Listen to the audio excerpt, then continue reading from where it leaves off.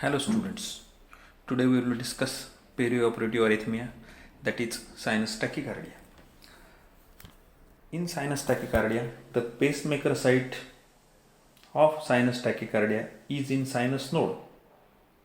The rate is faster than normal. Sinus tachycardia is the most common arrhythmia in perioperative period.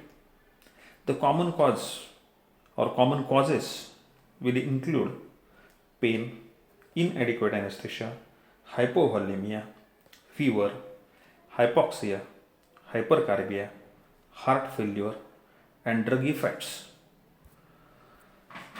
Now we will see about heart rate. The heart rate is faster. It is faster than 100 beats per minute in adult patients and may be as high as 170 beats per minute.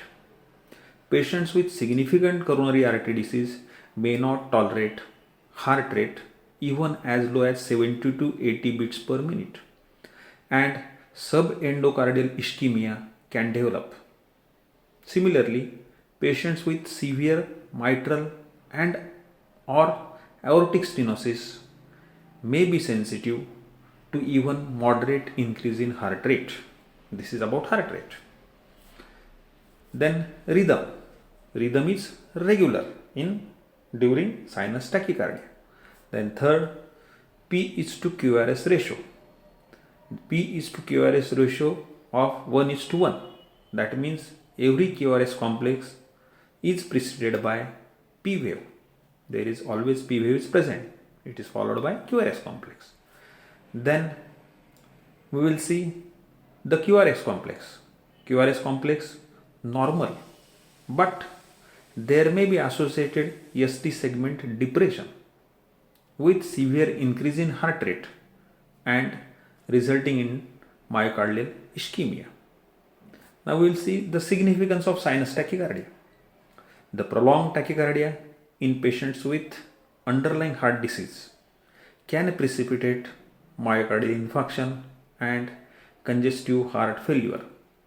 This occurs because of increased myocardial work and decreased myocardial oxygen supply because of decreased diastolic coronary perfusion time. A major diagnostic problem is encountered when heart rate is 150 beats per minute. Because of this is a common rate of sinus tachycardia, paroxysmal atrial tachycardia, or atrial flutter with 2:1 block. These three arrhythmias can sometimes be distinguished by use of carotid sinus massage or intravenous administration of adenosine phosphate. Then we will see the treatment.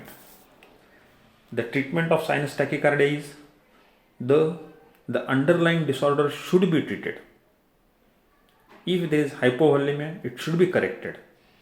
And if there is, the most common cause is hypovolemia and light anesthesia. These are the most common causes, they should be corrected. In patients with ischemic heart disease in whom tachycardia develops, beta adrenergic blockers should be used judiciously to prevent myocardial ischemia regardless of whether ST segment changes are present. Then hypovolemia or other causes should be addressed in these patients. Thank you.